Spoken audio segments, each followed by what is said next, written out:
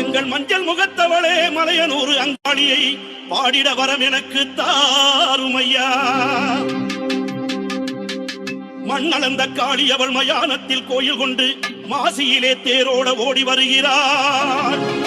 ஆதி பரமேஸ்வரியாம் அங்காள ஈஸ்வரியாம் மேல் மலையனூர் எல்லையிலே ஓடி வருகிறார். கொஞ்சம் ஸ்பீட் ஏத்து மாமே. கிட்டா